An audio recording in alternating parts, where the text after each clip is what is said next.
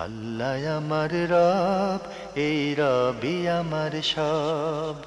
দামে দামে তন মনে তারি অনুভব।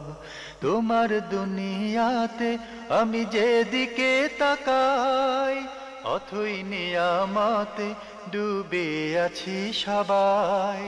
পাক পাখালির গানে শুনি তসবি কলরব, তসবি কলরব। আল্লাহ আমার রব, এই রবি আমার সব। আসসালামু আলাইকুম। প্রিয় দর্শক, আপনারা যারা দেশে আছেন প্রবাসে, সবাইকে জানাই অনেক অনেক প্রীতি ও শুভেচ্ছা। শুরু হলো আন্টিবি আয়োজিত এবং লাভ হলো নিবেদিত অনুষ্ঠান আপনার জিজ্ঞাসা। আপনাদের সাথে আছি আমি জয়নুল আবেদিন আজাদ। আর আপনাদের মনে জায়গা প্রশ্নের জিজ্ঞাসার জবাব দিচ্ছেন বিশিষ্ট আলেম ডক্টর মোহাম্মদ সাইফুল্লাহ। আসসালামু আলাইকুম ওয়া রাহমাতুল্লাহি ওয়া বারাকাতুহু। প্রিয় দর্শক, চলুন তাহলে জিজ্ঞাসার জগতে। শুরুতে একটি ইমেল পাঠিয়েছেন মারুফ, চট্টগ্রাম থেকে। লিখেছেন,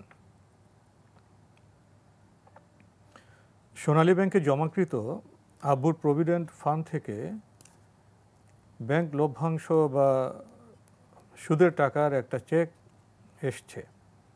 এখন আমাদের করণীয় কি?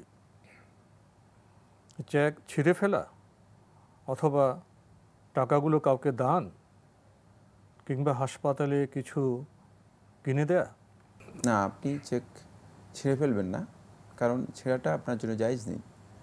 কারণ এটা একটা সম্পদের ডকুমেন্ট, সুতরাং এটাকে আপনি ছিঁড়ে ফেলবেন মানে অর্থাৎ সম্পদ নষ্ট করলেন। রাসূলুল্লাহ সাল্লাল্লাহু আলাইহি ওয়াসাল্লাম হাদিসের মধ্যে বলেছেন, আল্লাহ রাব্বুল আলামিন যেগুলোকে নিষেধ করেছেন, ওয়ানাহাকুম আন সালাসা, তিনটি জিনিস থেকে নিষেধ করেছেন। তার মধ্যে একটা হচ্ছে ইদাআতুল মাল, সম্পদ নষ্ট করা। সম্পদ নষ্ট করা ইসলামী শরীয়তের মধ্যে নিষিদ্ধ কাজ। টাকা মানে কতগুলো টাকা একসাথে করে আপনি ছিঁড়ে ফেললেন, এটা হারাম কাজ, খেয়াল রাখবেন, এটি জায়েজ নেই। রাসূলুল্লাহ সাল্লাল্লাহু আলাইহি ওয়াসাল্লাম হাদিসের মধ্যে বলেছেন এটা নিষিদ্ধ। সুতরাং মানে এই কাজটি আপনার জন্য জায়েজ হবে না। এই টাকা মানে আপনি রিসিভ করবেন, হারাম হওয়ার কারণে আপনি এর আপনার মালিকানা সাব্যস্ত হবে না। যেহেতু এই টাকাটি হারাম, সুতরাং এখানে আপনার মালিকানা সাব্যস্ত হবে না। রিসিভ করার পরে মানে আপনি চেষ্টা করবেন উজুহুল খায়ের, কল্যাণের যে দিকগুলো রয়েছে, মাসালে আম্মা, যেগুলো মানুষের মানে পাবলিক স্বার্থ যেগুলোর সাথে সম্পৃক্ত রয়েছে, জনস্বার্থ যেগুলোর সাথে সম্পৃক্ত রয়েছে, সেই কাজে আপনি সেটা ব্যয় করতে পারেন। সে কাজে ব্যয় করতে কোনো বাধা নেই, ব্যয় করবেন। বাকি মানে এই মালিকানা আপনার সাব্যস্ত হবে না। এটা আপনি নিজে ব্যক্তি মালিকানা নিয়ে মানে খরচ করা আপনার জন্য অথবা আপনার পরিবারের জন্য জায়েজ হবে না।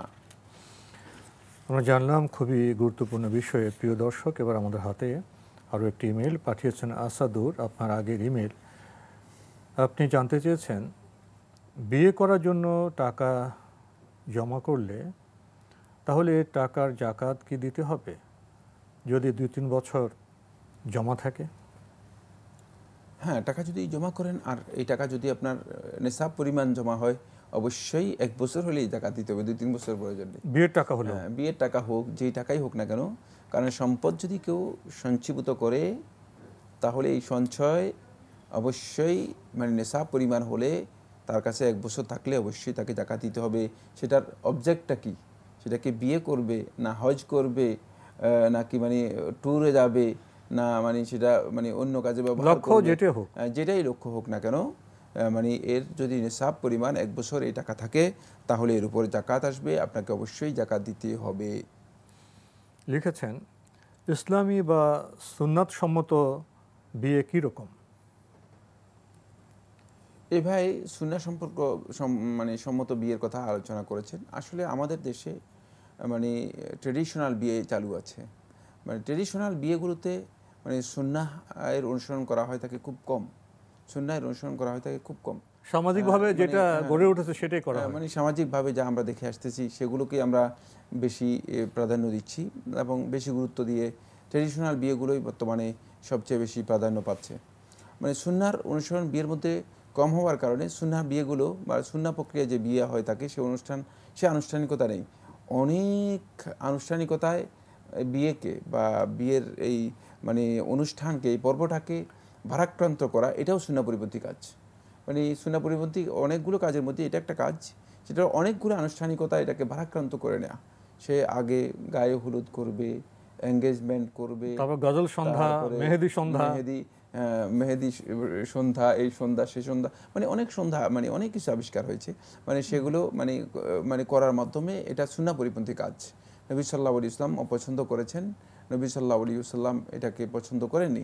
সুতরাং এক্ষেত্রে সুন্নাহ হচ্ছে যেটা, সেটা হলো ছেলের এবং মেয়ের দুই পক্ষের যদি মানে পরস্পরের সমঝোতা হয় এবং পছন্দের বিষয়টি হয়, মানে পছন্দ হয়, তাহলে সরাসরি মেয়ের অভিভাবক প্রস্তাবনা পেশ করবে।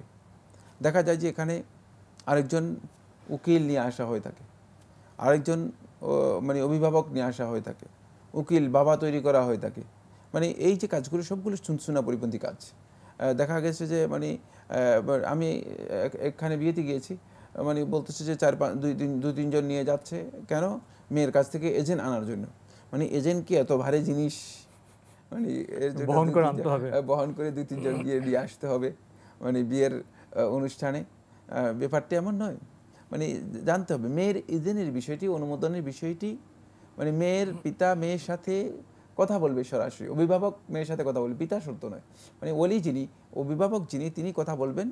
মেয়ে যদি স্পষ্ট করে বলে যে হ্যাঁ আমি রাজি আছি, কোনো অসুবিধা নেই। আর মেয়ে যদি দেখা যায় যে মানে চুপ থাকে, তাহলেও হাদিসের মধ্যে রয়েছে রাসূলুল্লাহ সাল্লাল্লাহু আলাইহি ওয়াসাল্লাম বলছে ইজনুহা সুমাতুহা, ইজনুহা সুমাতুহা, মানে চুপ থাকাটা মানে এটা তার একটা নীরবতা, হ্যাঁ, এটা তার একটা এজেন্ট অনুমোদন। কারণ হচ্ছে মানে এই বয়সে মানে মেয়েরা মানে একেবারে মুখ খুলে লজ্জার কারণে হয়তো সব কথা বলতে পারে না, এই জন্য চুপ থাকলে মানে তাহলে এটাকে কি করা হবে, তার অনুমোদন হিসেবে গ্রহণ করা হবে, এতটুকুই যথেষ্ট। এর জন্য মানে তিনজন লোক বা চারজন লোক মানে যাবে, যে মেয়েকে জিজ্ঞেস করবে, আবার সাথে দুইজন সাক্ষী থাকতে হবে। দেখা যায় যে দুইজন সাক্ষী, আরও দুইজন লোক যায়, মানে গিয়ে মানে মেয়েকে জিজ্ঞেস করে, এরপরে মানে আপনারা শুনছেন কিনা, আপনারা শুনছেন কিনা। এটা অনেকটা মানে অনেকটা আমাকে মনে হয় যেন মানে লাঞ্ছিত করার মতো, যদিও আমি এটাকে এই শব্দ মানে ব্যবহার করতে খুব বেশি রাজি নই, কিন্তু মানে মেয়েকে একটা বিব্রতকর অবস্থা, হ্যাঁ এটা সুন্দর শব্দ, বিব্রতকর হতে পারে, একেবারে বিব্রতকর অবস্থা। কারণ বিয়ের একটা সুন্দর সময়, মানে দেখা গেল যে কয়েকজন লোক গিয়ে তাকে জিজ্ঞেস করতেছে তুমি বিয়েতে রাজি আছো কিনা, আবার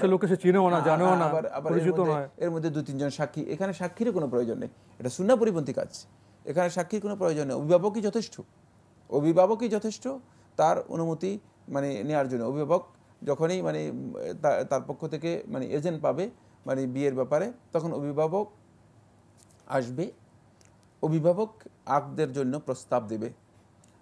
এখানে নবী সাল্লাল্লাহু আলাইহি ওয়াসাল্লামের সুন্নাহ হচ্ছে যেটা, সেটা হলো এই নবী সাল্লাল্লাহু আলাইহি ওয়াসাল্লাম এর আগে মানে এই আকদের আগে নবী সাল্লাল্লাহু আলাইহি ওয়াসাল্লাম একটি খুতবাতুল হাজা দিতেন, মানে এর সাথে সম্পৃক্ত একটা খুতবা, সংক্ষিপ্ত খুতবা দিতেন নবী সাল্লাল্লাহু আলাইহি ওয়াসাল্লাম। এই খুতবাটুকু নবী সাল্লাল্লাহু আলাইহি ওয়াসাল্লাম যেভাবে দিতেন সেভাবে খুতবাতুল হাজা দেওয়াটা হচ্ছে সুন্নাহ। এটা একজন ইমাম অথবা একজন আলেম, একজন যোগ্য ব্যক্তি এই খুতবাতুল হাজা দেবেন, তিনি প্রয়োজনীয় দিক নির্দেশনাও লোকদেরকে দিতে পারেন এই খুতবাতুল হাজার মধ্যে, মানে বিয়ে সংক্রান্ত বিষয়ে উপদেশ দিতে পারেন, এবং যেহেতু একটা উপস্থিতি রয়েছে, উপস্থিতিকে প্রয়োজনীয় উপদেশও দিতে পারেন, মানে এর সাথে জড়িত। তারপরে বিয়ের প্রস্তাবনা দেবেন মেয়ের পিতা, মেয়ের পিতা অথবা মেয়ের অভিভাবক বলবেন যে আমি আমার অমুক বা বোন বা মেয়ে বা নাম বলে যে তাকে মানে সুনির্দিষ্ট যে মহর যদি নির্দিষ্ট থাকে, মহর উল্লেখ করবে যে এত মহরে আমি তাকে মানে আপনার কাছে বিয়ে দেওয়ার জন্য প্রস্তাব করলাম, আমি তাকে বিয়ে দেওয়ার জন্য প্রস্তাব করলাম, তিনি সরাসরি প্রস্তাব দিবেন। তখন যিনি স্বামী মানে পাত্র, সে সরাসরি বলবে যে আমি এই প্রস্তাব, বিয়ের এই প্রস্তাব কবুল করলাম, এর মাধ্যমে বিয়ে সম্পাদিত হয়ে যাবে। তারপরে মানে নবী সাল্লাল্লাহু আলাইহি ওয়াসাল্লাম মানে যেটি করতেন সেটা হলো নবী সাল্লাল্লাহু আলাইহি ওয়াসাল্লাম মানে এই বরের জন্য বা এই দাম্পত্যের জন্য নবী সাল্লাল্লাহু আলাইহি ওয়াসাল্লাম একটি দোয়া শিক্ষা দিয়েছেন। সেই দোয়াটি নবী সাল্লাল্লাহু আলাইহি ওয়াসাল্লাম করতে বলেছেন, সেটা হলো বারাকাল্লাহু লাকা ওয়া বারাকা আলাইকা ওয়া জামা আল্লাহু বাইনাকুমা ফি খায়র ওয়া জামা আল্লাহু বাইনাকুমা ফি খায়র। এটা শিখে নিতে হবে, আন্দাজে অনুমানের উপর চললে হবে না। সেখানে মিলাদের প্রয়োজন নেই, সেখানে আপনি মানে বিশাল দোয়া করার প্রয়োজন নেই। রাসূল সাল্লাল্লাহু আলাইহি ওয়াসাল্লাম যদি এর চেয়ে উত্তম কোনো দোয়া থাকতো অবশ্যই রাসূলুল্লাহ সাল্লাল্লাহু আলাইহি ওয়াসাল্লাম সেটা শিক্ষা দিতেন। যেটা শিক্ষা দিয়েছেন রাসূলুল্লাহ সাল্লাল্লাহু আলাইহি ওয়াসাল্লাম সেটাই হচ্ছে সবচেয়ে উত্তম দোয়া। এই দোয়াটুকু করবে এবং সবাই এই পাত্রের জন্য মানে এই দাম্পত্যের জন্য মানে এই জীবনের এদের জন্য এই দোয়ার মাধ্যমে সবাই দোয়া করবে। এটা হচ্ছে মূলত মানে বিয়ের বিধান। এরপর রাসূল সাল্লাল্লাহু আলাইহি ওয়াসাল্লাম যেটি করতেন সেটা হলো রাসূলুল্লাহ সাল্লাল্লাহু আলাইহি ওয়াসাল্লাম তখনকার সময় স্বাভাবিক নিয়ম অনুযায়ী মানে লোকদের মধ্যে খেজুর ছিটিয়ে দিতেন।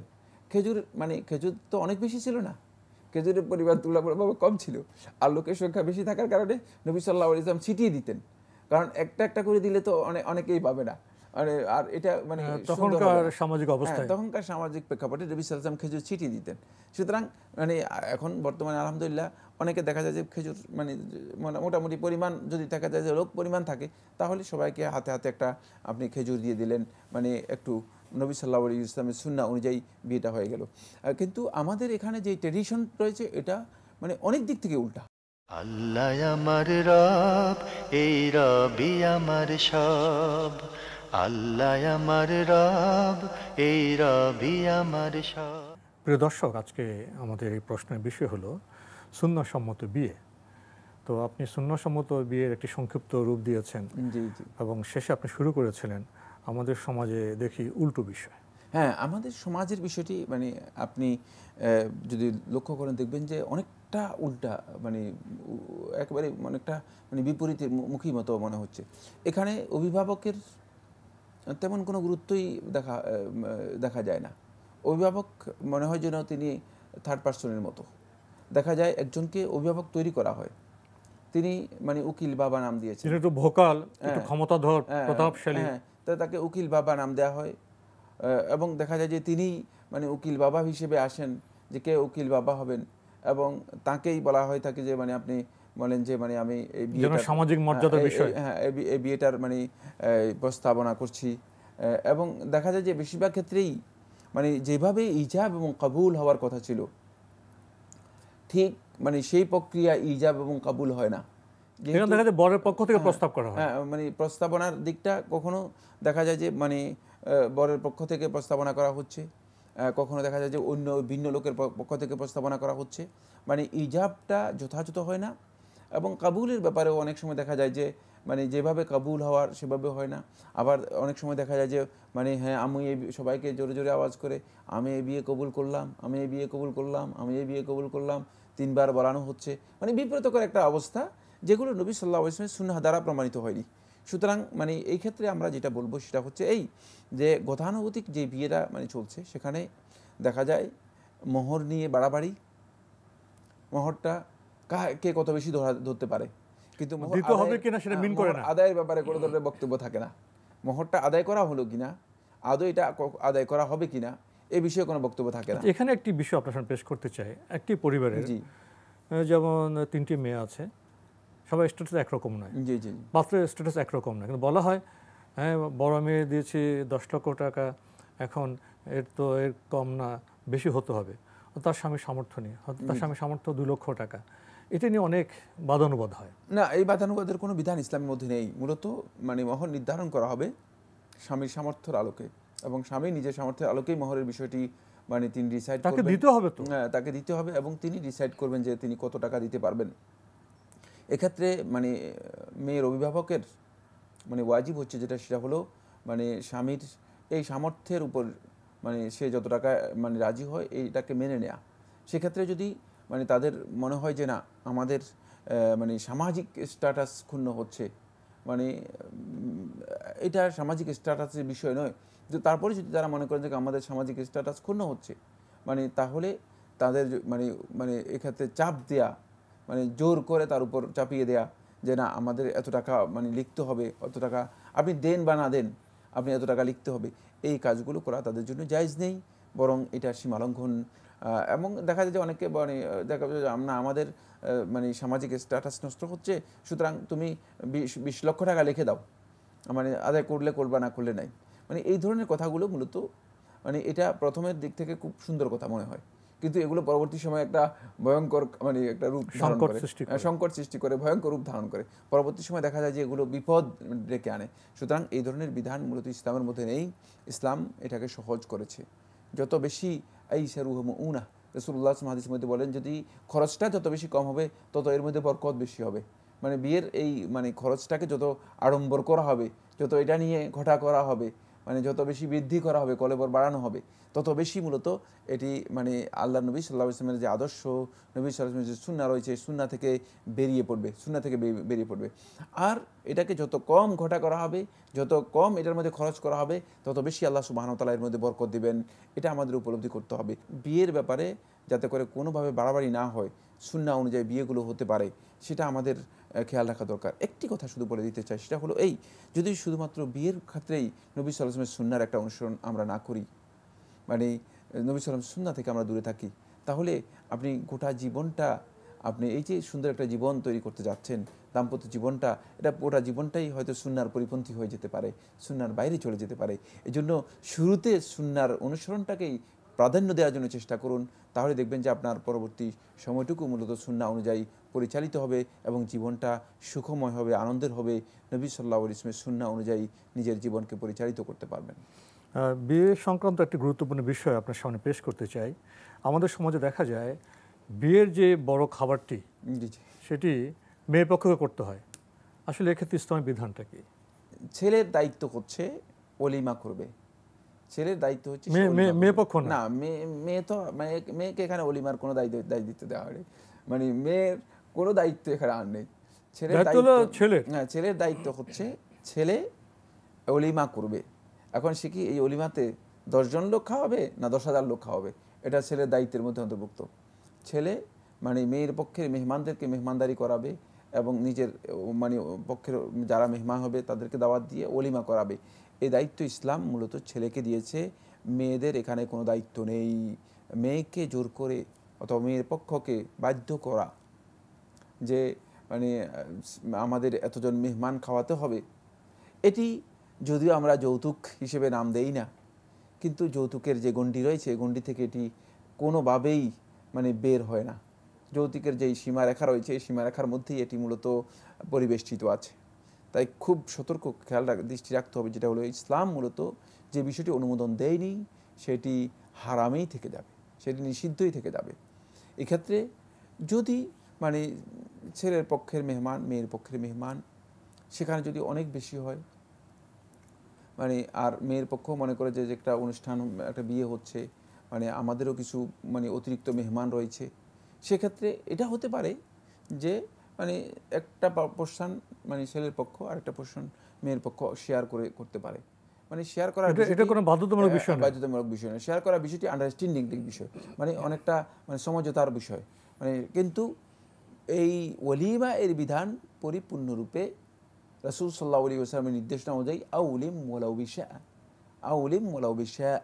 নবী সাল্লাল্লাহু আলাইহি ওয়াসাল্লাম যে নির্দেশ দিয়েছেন সেটা হচ্ছে ছেলের পক্ষের উপর এটাই বর্তাবে এবং ছেলের পক্ষে মূলত ওলিমা করবে, মেয়ের পক্ষে কোনো খাওয়াবার দায়িত্ব নেই।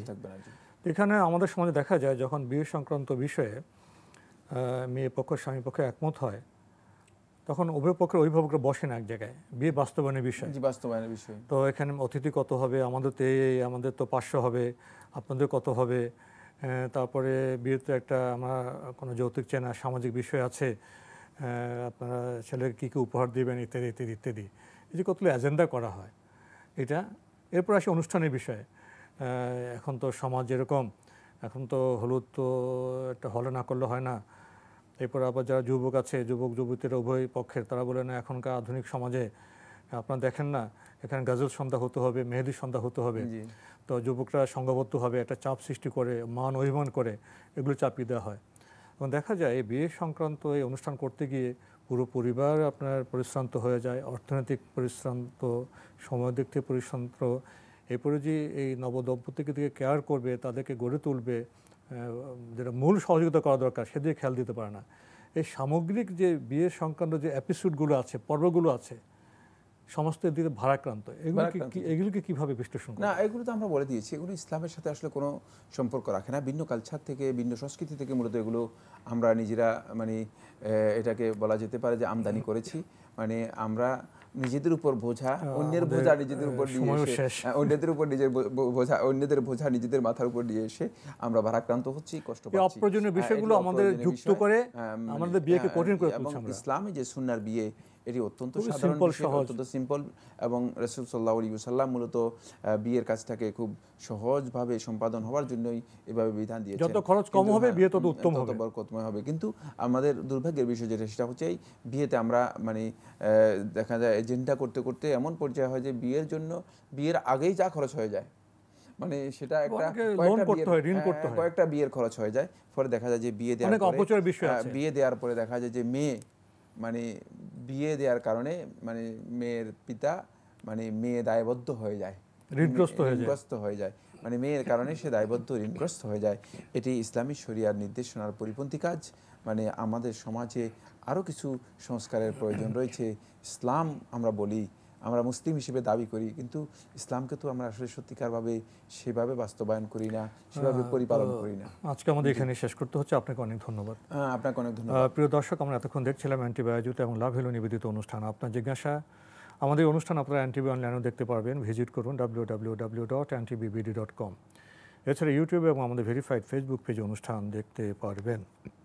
বিয়ে সংক্রান্ত প্রশ্ন করেছিলেন, সুন্নাহসম্মত বিয়ে অনেক বড় প্রশ্ন। আজকে আমরা সংক্ষিপ্তভাবে কিছু বলার চেষ্টা করেছি। যারা অভিভাবক আছেন, যারা পাত্রপাত্রী আছেন, তারাও এই বিষয়ে জানার চেষ্টা করবেন। বিয়ে জীবনে একটি খুবই গুরুত্বপূর্ণ বিষয়। এ বিষয়ে ভুল পথে অগ্রসর হলে আমাদের জীবনে বরকত কিভাবে আসবে? চিঠি লিখুন, প্রশ্ন পাঠান আমাদের ঠিকানায়। পরিচালক আপনার জিজ্ঞাসা, এনটিভি, বিএসসি ভবন, 7ম তলা, 102 কাজী নজরুল ইসলাম এভিনিউ, কারওয়ান বাজার, ঢাকা 1215।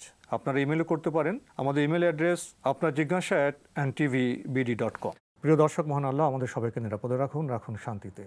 আসসালামু আলাইকুম। আল্লাহ আমার রব, এই রবি আমার সব, দামে দামে তুন মনে তারি অনুভব। আল্লাহ আমার রব, এই রবি আমার সব।